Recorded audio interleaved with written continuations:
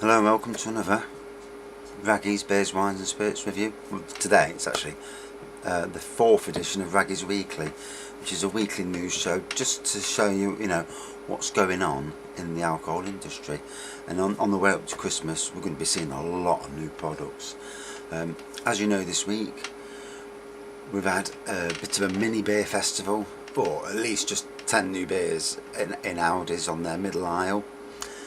We've had Lidl's beer festival I picked up 19, I think there might have been 20 overall, 21, and England and Wales have won a lot of beers. Scotland has about 19 different ones compared to us, and some fantastic beers as well. Pity they don't do it all the way. Maybe there's a reason why, or they're just trying to separate it halfway. So without further ado, let me tell you what's happening this week. So first on the list, UK winemakers set for a bumper harvest following heatwave. It was going to happen this year. The worst drought for us in 40 something years. I'm a gardener, so I know how bad it's been. Been great for people who like sunbathing, But with Brexit coming up, and I'm not getting into politics, it bores the life out of me, but it's interesting. If the weather is going to change, if we can sustain our own wine, then we're not dependent on anybody else. And like everything, if you don't have to go searching anywhere else for it, then you produce it yourself, and try and produce it cheaper, and you wipe out the need to get it in from other countries, like coal and whatever else. There's things they can do to this country which to get rid of being dependent on anybody. Cotswolds Distillery single malt wins a national Waitrose listing. It joins the brand's Cotswold dry gin on the shelves. Grey Goose is bringing out its Le Vanille flavoured vodka, so vanilla again. It was discontinued in 2006. Tesco have slashed 90 beer SKUs, which is basically 90 beer products, in latest BWS review. Some smaller suppliers have lost out in favour of major breweries. So I don't know if that's coming now or it's already happened, but I picked some up the other week, so I know there were some changes. AB InBev to open a new 23 million pint automated warehouse, and it will save some 605 tonnes of CO2 per year. Cannabis coke isn't on its way, but it could help normalise at CBD. Fasten your seatbelts because the world of Coca-Cola is about to get a lot stranger. For me, I don't do drugs, never have done, never will do, but I've read up on cannabis oil, and if cannabis oil can be legalised worldwide and made cheap enough for people with cancer to try if they're suffering and the doctors can't do anything else, and if this cannabis oil is the miracle cure, then why not let it be available?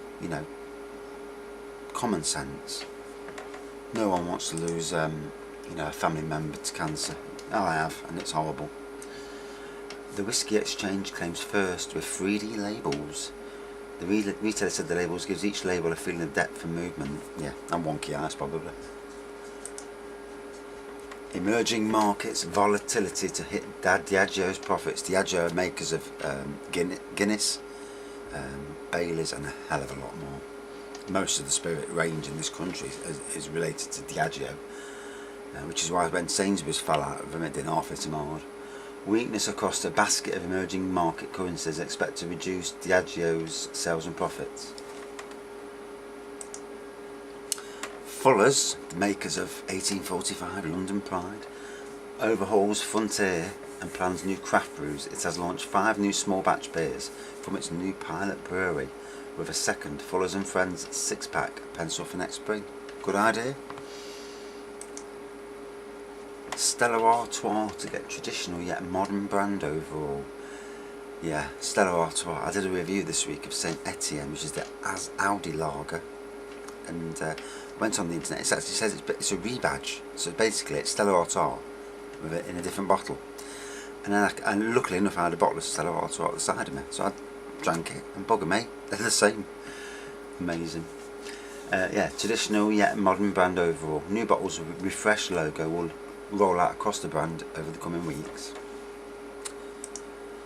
Sept to launch its 1783 mixer range in cans. 5-strong range includes golden ginger ale, crisp tonic, light tonic, quenching cucumber and muscovado mixers. So, do I really want to read that? Not really.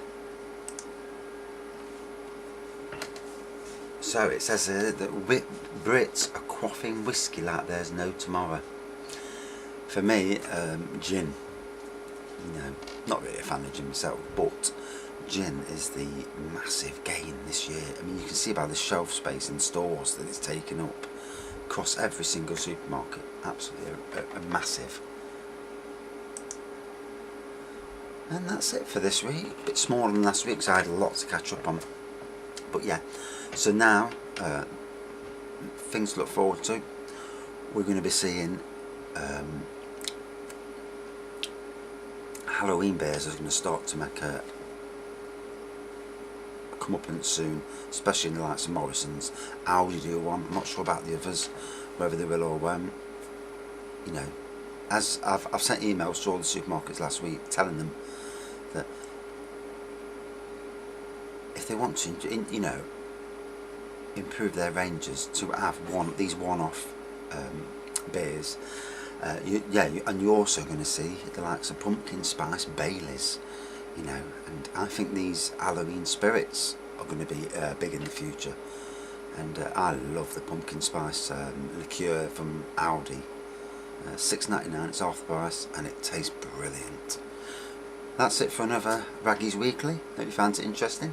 Some good interesting stuff coming out. If I can find anything, any new beers in shops, I'll take a photo and we'll let you know next week. Thanks for watching. See you soon.